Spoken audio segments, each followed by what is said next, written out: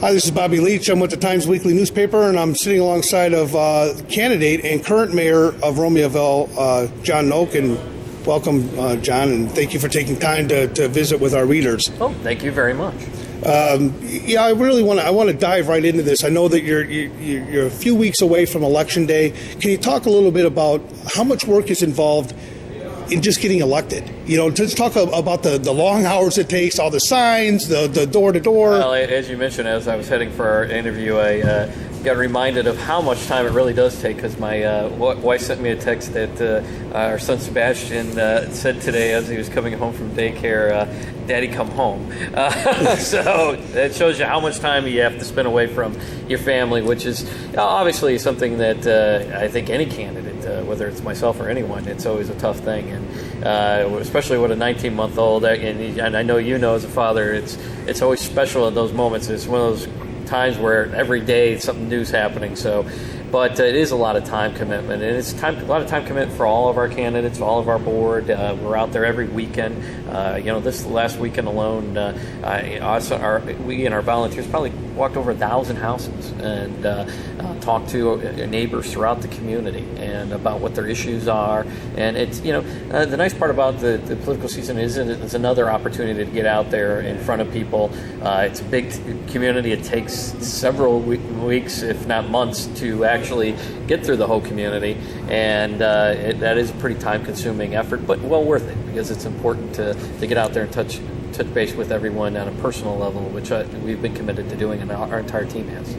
You ran for mayor 4 years ago, and you won, obviously. Yep. And Romeoville was a different community then than it is today. There's been a lot of challenges and successes, and I'm sure failures along the way too. But can you speak to a little bit to the community about what it's like to be the mayor? I mean, I think people have the perception that it's just a face of a town, but how much work is involved in being the mayor? And were you surprised when a couple of months into being the mayor, how much was on your plate? Well, I did have that opportunity, a little bit of the service during the period, the interim period before the election in 2009. So I did have a little time on that, and obviously being from a background of working in government service for a number of years, I have exposure to the time commitment that elected officials have to do. Even as a staffer before, I worked on staff before that. I've only been elected here in Romeoville, but worked many years at the local level, state level, and federal level for other officials, and I got to see firsthand the kind of time commitment they were required, and it is pretty substantial. We have a great team, and we've been able to do a lot more with our community with an even smaller staff, but that's because everybody's committed, and not only myself, but everyone. So everyone out there is really stepping up on our staff and our officials and putting a lot more time into making Romeoville the community that we want it to be. And it is pretty substantial. Pretty much on call 24 hours a day, 365 days a year. My wife, again, she will yell at me extensively about spending too much time, and I do try and find more and more time now that we have our little one. But when you love a job and you're committed to a community, that doesn't overwhelm you. But it really is a full-time commitment, and it does keep you from doing too much outside of that, other than the commitments that are related to that. And for instance, I serve on a number of national committees and represent our community. And what's unique about that is I'm one of the only representatives of a community our size throughout the entire nation, representing the issues that communities of our nature put forth. Most of the other representation is larger or smaller communities for the most part. It's rare that communities in our mid-size of about 40,000 are represented well. And you can see that within the policies both at the state and federal level. And I also serve as on our Will County Governmental League on the board of directors there. And that's an important entity because that controls federal transportation funding and a number of other initiatives, including the electric aggregation program that we rolled out this last year. And I sat on the committee that put that program together, which ultimately saved 42% for our residents on the supply side of their electric bills. And I actually serve as the legislative chairman for that committee as well. It's amazing how many other things besides the just the day-to-day stuff people would normally maybe imagine that really affect communities of our size and our nature. There's constantly pressure coming from other forms of government. And so you need to be able to navigate those and understand the interrelation of those layers of government. For instance, the governor just recently proposed a large cut in what's called local government distributed funds. Those kind of cuts could cost a community our size over $700,000 a year. So we instantly had to react to that and start lobbying on behalf of communities in order to stop that. These things have real implications on what happens in our community. On the flip side of that, we've been very successful, too, in bringing in new dollars. Our new train station is completely funded off of outside funding. Most of it's from a federal grant called the CMAQ grant, and the other portion is because we lobbied Metro to put in their budget capital funds for the station, which means that we're going to have a great amenity for our community with relatively no cost to our residents, which is fantastic. And we've had many opportunities where we've capitalized on it, bringing out the outside dollars back into the community. But it is an ongoing effort, and it's really a team effort. And so we're constantly working with each other, constantly, when somebody else is busy with something, somebody else picks up the slack. And that team effort and approach has allowed us to be very successful. So it is a pretty substantial commitment. Do you looking back at at these 4 years, in addition to all the challenges financially and planning and development that goes into a village that everybody has to have a hand in, talk a little bit about the personal side of Romeoville. Being the mayor, I assume I've seen you at a lot of weddings and a lot of funerals, the good, the bad, the indifferent. You really become almost I hate to put it lightly, but almost like a father figure in a way that when things go wrong in town or when things are wonderful in town, you're usually the guy that gets the phone call. Well, and there are the tough times, as I tell people. I'll tell you, one of the things that was probably the most shocking thing to me, really getting into the years now of being mayor, is the ones we lose. That is one of the hardest things. We've lost some very special people in our community over the last few years, and even the people we've lost on the board. Doc McCartan and Ray Holloway, and even the staff members.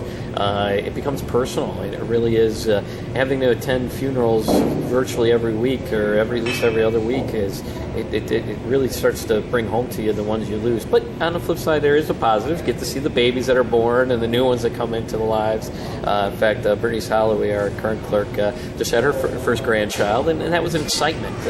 Really a family atmosphere. But even throughout the greater community, there's tons of people on my social media that I get to see their babies, or even our staff members. A lot of them have had children lately, and it's a very exciting time and going to their weddings. And it really does become a bigger family, and it is a really important aspect of it, and getting to know those people and have that personal connection. Leaders often say that when they make a decision, especially tough decisions, that they oftentimes see their constituents in their mind, playing out in their mind while they're making those decisions. Is that something that's familiar to you? I mean, is that something that, think, hey, I'd like to do this, but, I know that it's going to affect this family or that family differently? Or, do those things come into play? And it's one of the most important things is realizing that you can't overreact to a situation. In my position and in our most elected positions, you really need to take the time and think through the issues and weigh all the pros and cons. And sometimes that can seem, odd to people, but it's important because what we ultimately are trying to do is what is best for the community as a whole. And obviously we want to take care of individuals anytime we can. But we do need to weigh out the pros and cons. Everything has a plus and a negative, and we're very careful about the way that we proceed with things, and it's important that we follow those procedures. We don't want to expose our community to undue litigation or anything else. Things that there's a process, and there's a reason why there's a process in place a lot of times, and it's important that we analyze that, and we want to see what the personal side is. We need to see what all the effects are. And we want to do that so that we give the best opportunities for our residents and our community for the long run. Speak a little bit to some of the changes that have taken place. Let's talk, foreclosures have been, really a big item, a challenge for all the communities, especially since in your tenure as mayor, the housing bubble burst and it left open, challenges I don't think anybody in U.S. history has had to face as communities.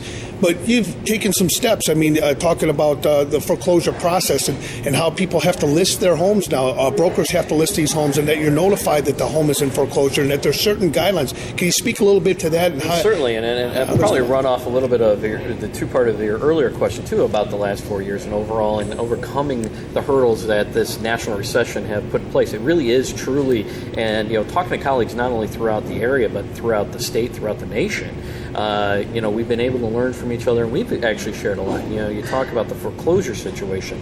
Actually, one area that we were one of the first communities out the gate to get really actively involved in monitoring and tracking the maintenance and where our homes were in the foreclosure process. A lot of the stats you see today out there in the public media, a lot of that is end result numbers, but what we do is actually aggressively look at where homes are throughout the entire process. So we even identify the ones that could be in danger. Those are important things to start to track early in the process. And so we started a program. We dedicated staff very early on to track these homes throughout the process and work with the banks in order to make sure we had the maintenance that was required and that we knew where they were going to be when they're going to go back and to be sold. Also, to make sure things like that, early on in the process, you would see these homes that would be destroyed because the previous owner would leave the water on. And, right. So we made changes to cut that off quicker in order to make sure the homes weren't destroyed so they didn't lose all value. Those things are things that we can do at this level.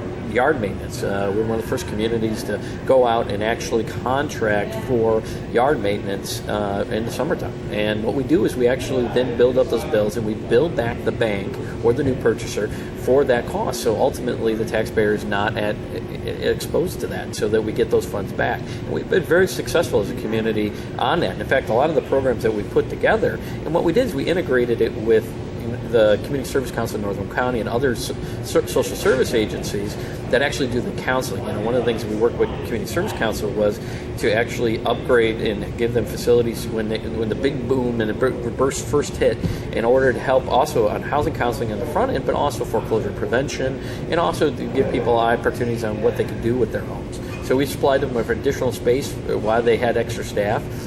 And we continue to help fund them in those programs as they bring in resources from the federal government, from the banks, and the state to augment that as well. And what that does is it makes it much more efficient because having a social service agency run that regionally, they can have the expertise, they have the staffing that's needed, and they can adjust accordingly.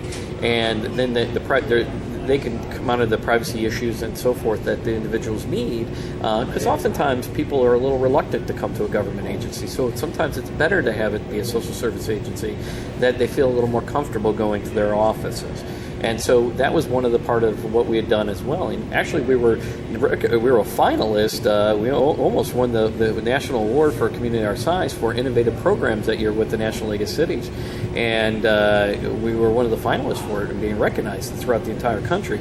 I actually had I've had communities as far away, and our staff have that the colleagues that I knew that were in Georgia that actually asked for copies of how our program is run and how we monitor, and they actually took and copied it. And so today, people in other parts of the country are using aspects of our program, and it continues on. We have first-time home buyer programs still.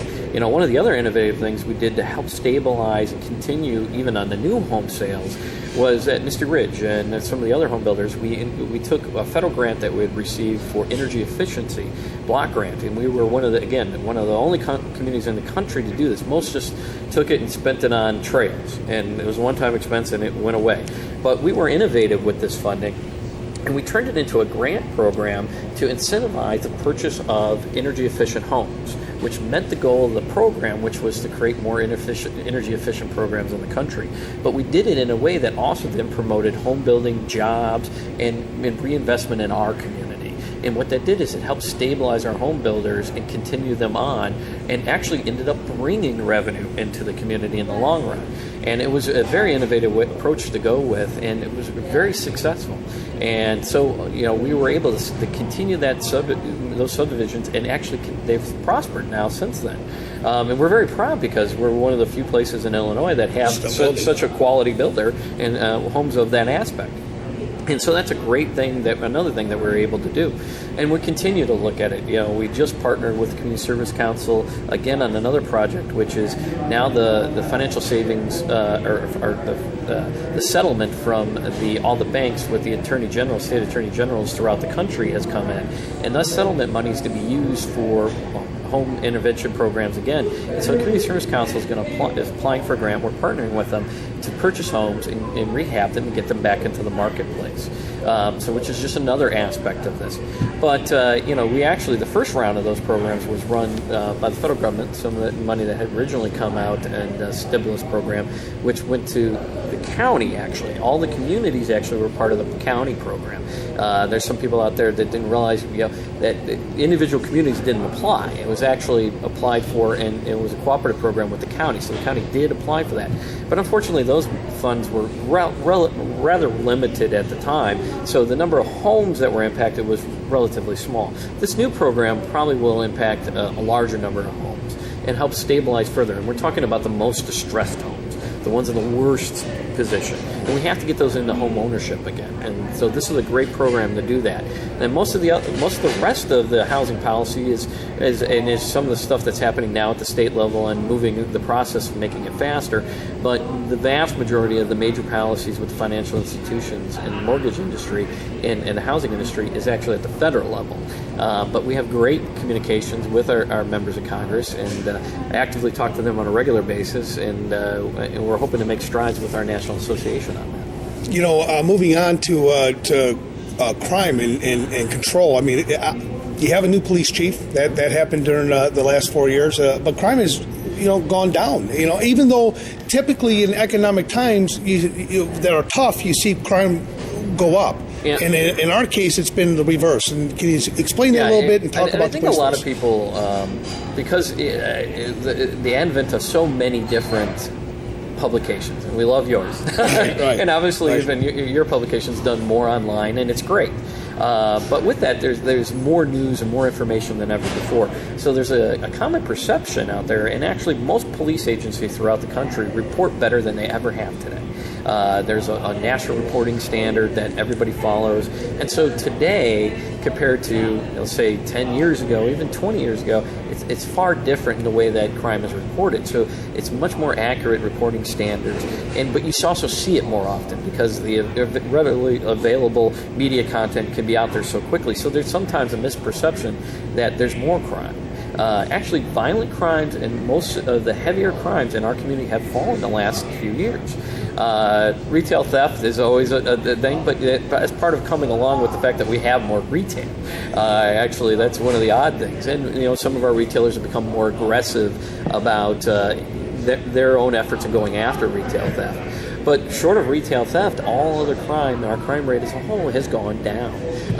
It was, in fact, this was a very good year for us on the severe violent crime. And all violent crime went down, and that's something to be proud of as a community. Yes, the economy's tough, and you're still going to have some of that retail theft. But the major crimes as a whole, we've seen, and a lot of that's great innovations by the police chief, who's done a great job since coming in, and really a great staff too. A lot of innovation coming throughout the system. We instituted new bike patrol, which is a new innovation for us. We started the Youth Police Academy, which came out of Trustee Chavez's suggestion. Everybody contributes and comes up with great new ideas, and those are just a couple of the examples of some of the innovation that the police department's been able to do. And having the equipment in the modern facilities and the types of things for them to grow adequately has been a big part of that as well. Romeoville, noticing as a resident, Romeoville has improved in a lot of social areas as well. I mean, a new football field got put into place, and the parks and recreation, some new statues have been put in over at Volunteer Park. That's relatively new. The football statue over at the football field, obviously.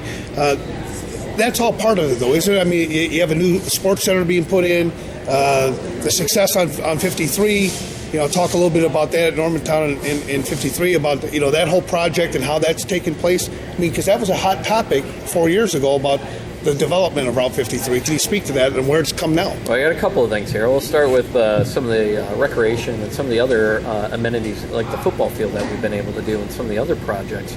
And in fact, many of the capital projects that we've done over the last 3 years were all been off of the savings from other projects. Those are all cost savings. We've actually saved dollars and been able to do many other projects. I think we're up around 15 extra projects that we're able to do because we saved so much money on other projects.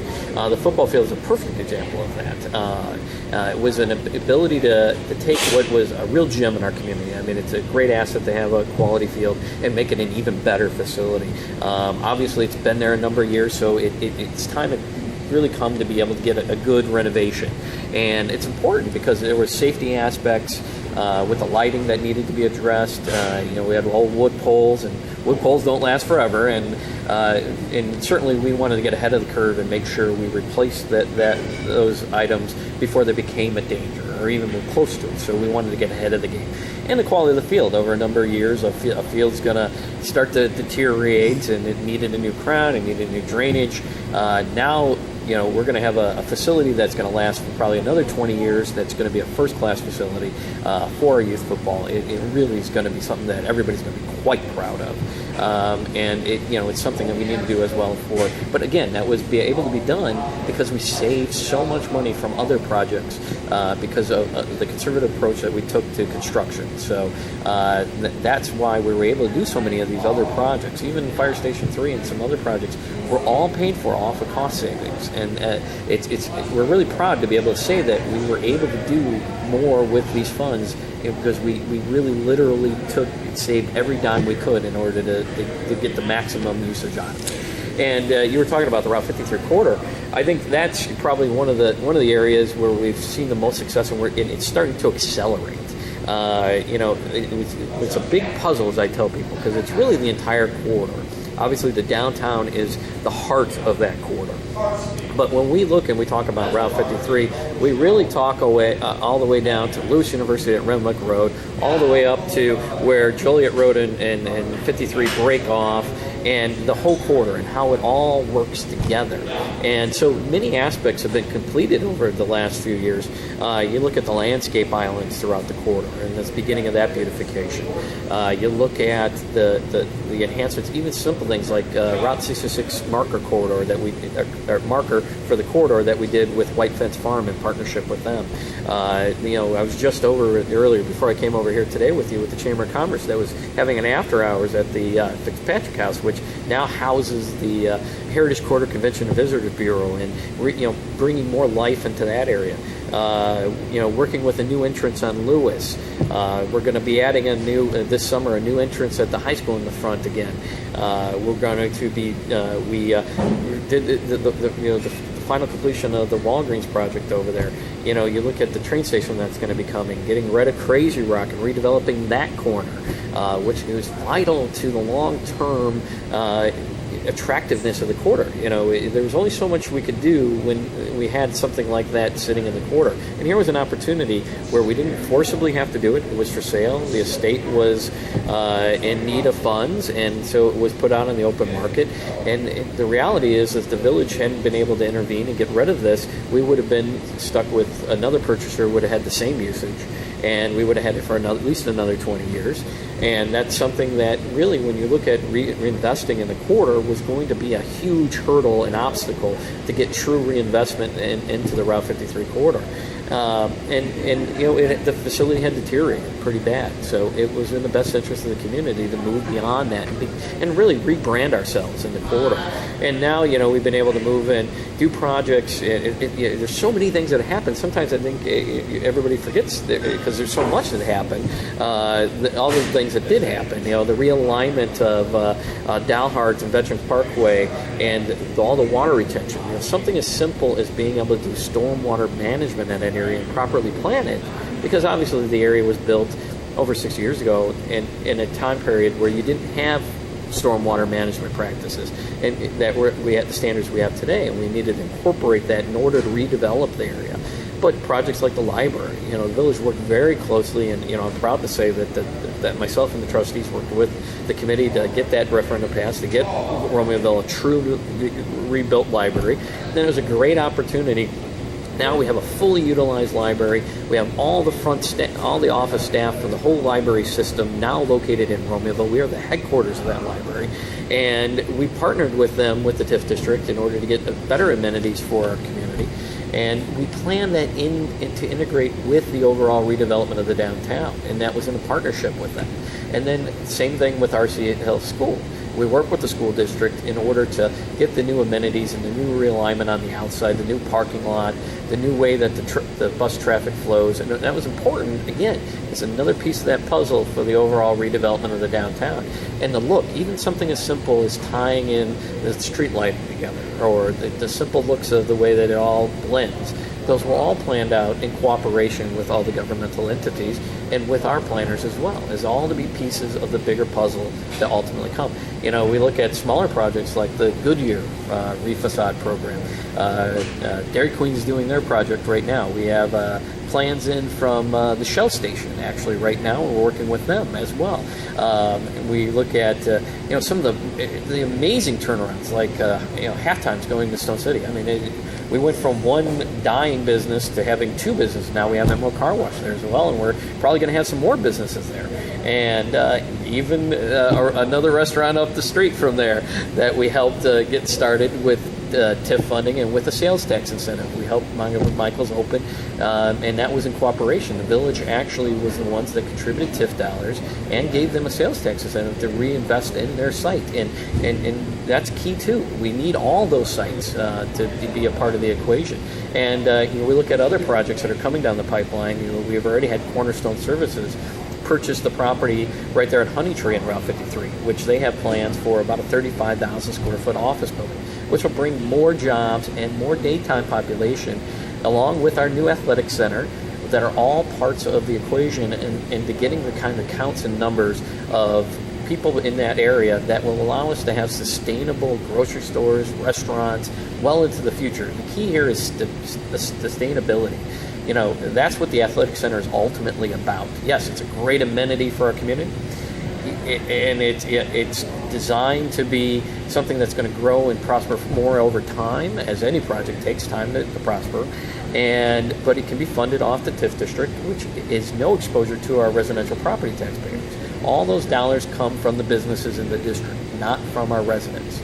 And that's key for people to know, is that those funds are already there. And the best part is the way we've budgeted the project, it's off of existing revenue streams. It's not typically when you do a redevelopment area in a TIF, you budget off of future growth. We didn't do that in this instance. In this instance, we budgeted off the streams of funds that we have today, so that we knew that there was going to be those funds for the building.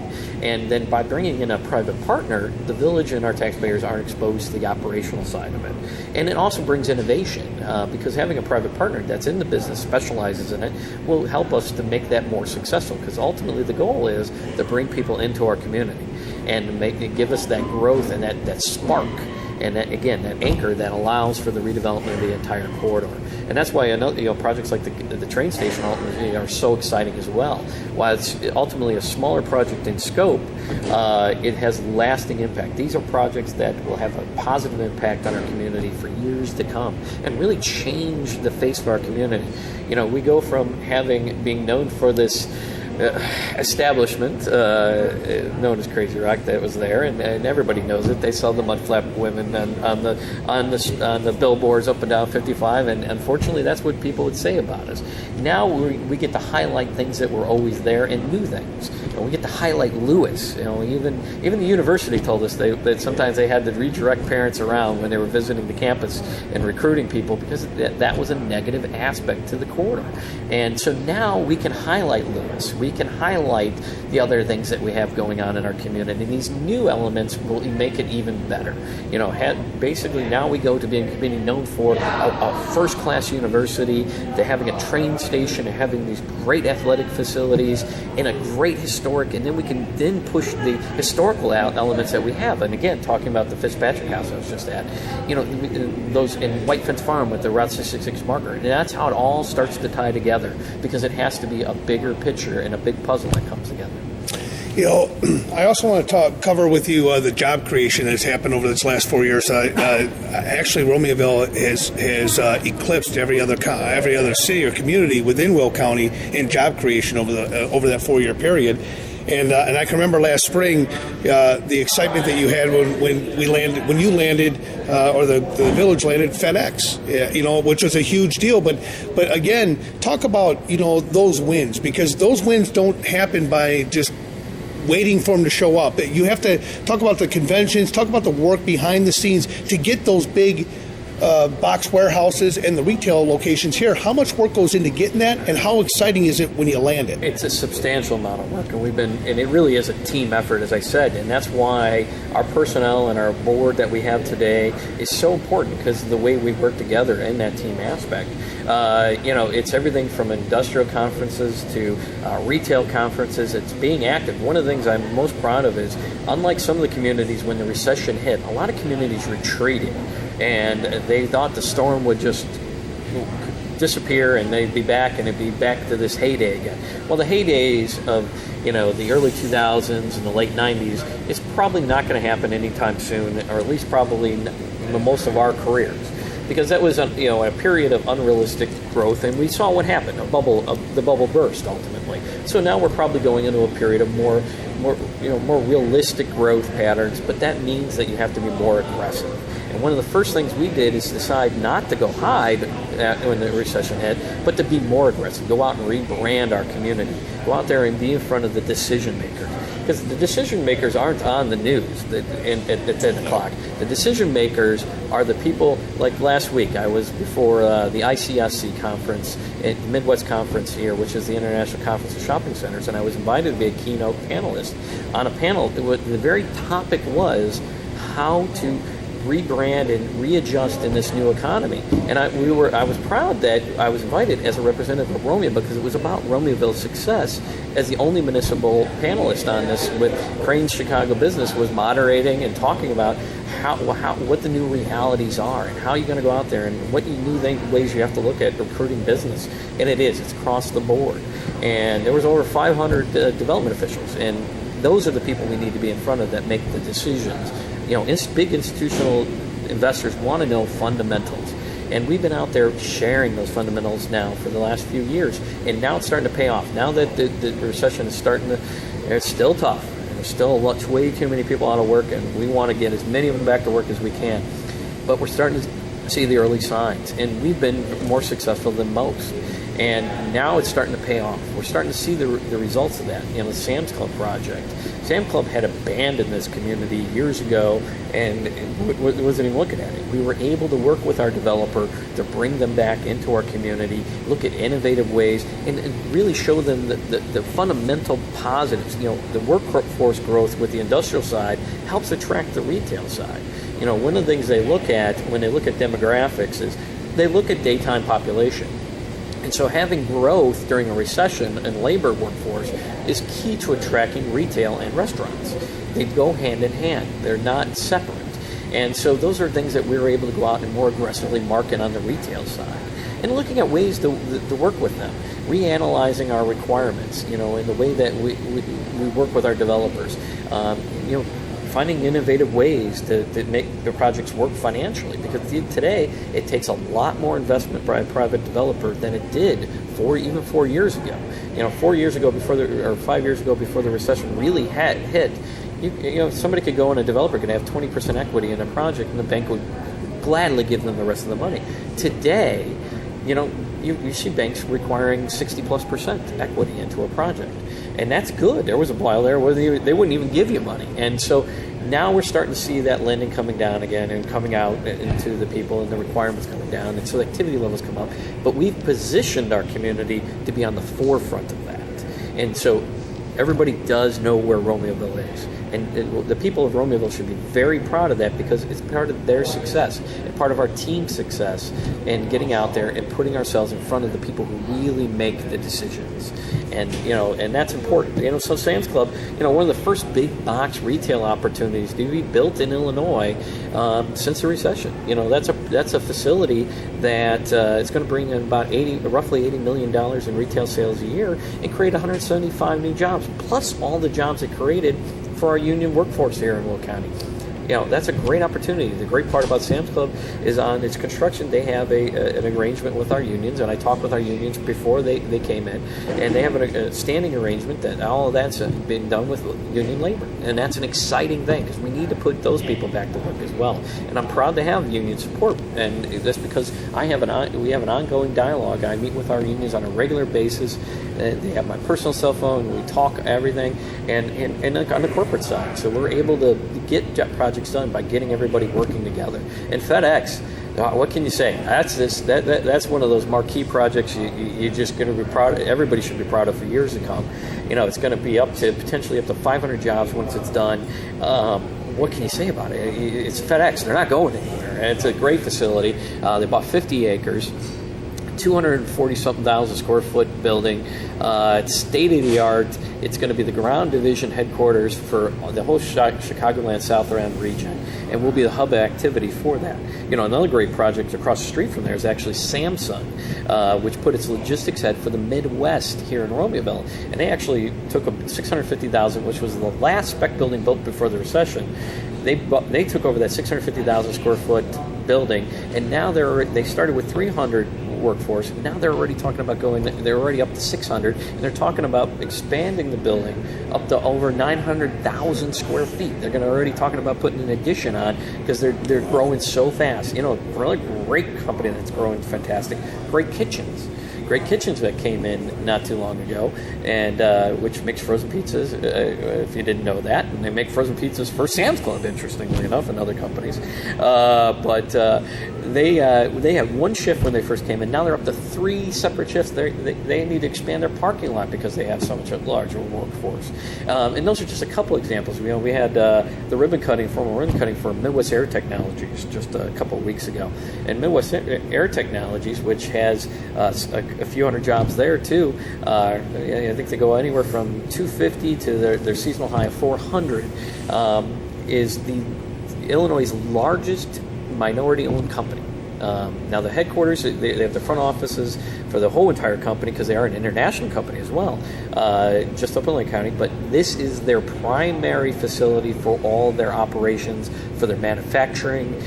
This is where all the activity happens. All the other overseas locations all funnel in here and run out of this location. And this is where they're all in manufacturing happens. And it's very exciting, because this is a rapidly growing company, one of the fastest growing in Illinois. I tell people, if you go buy some fencing, or you buy a ladder at Lowe's or Home Depot, you probably bought their product. You probably never heard of them otherwise.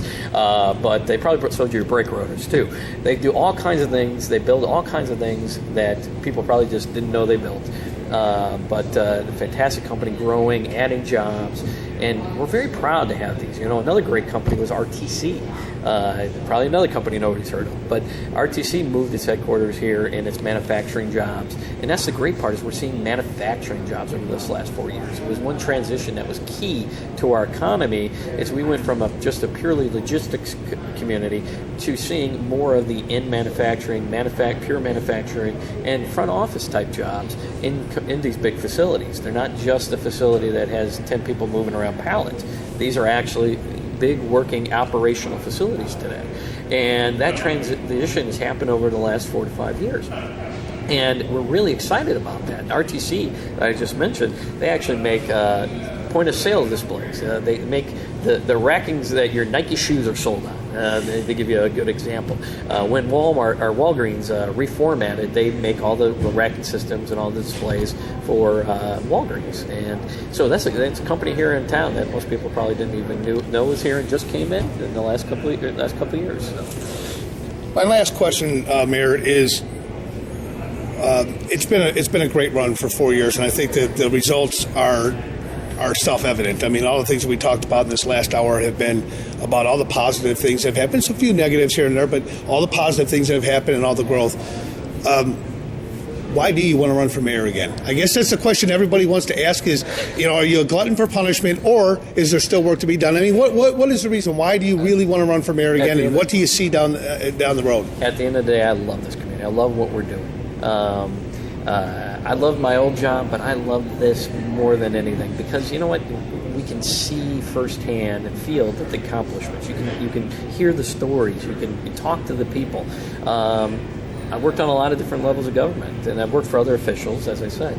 But this really gives you that sense of satisfaction knowing that you're helping people. And let's face it, I got a 19-month-old, and I love being here. This is his home. He's born here. He's lived his whole life here. My wife loves it here. Maybe we'll have some more. We'll see. As I joked the other night at a forum, I'm not going to wait as long as Trustee Chavez between the two because he's got a 10-year span between his youngest and the next round of group, the older group. But we'll see. We'll see what happens. You never know. But we love being a part of the community, and this is our home. And I have 2 uncles that live here in the community. I'm proud of this community. How can you not be? So get out and vote. Oh, please. We'd love for you to come out Tuesday, April 9th, and cast your vote for me and the Romanville United team.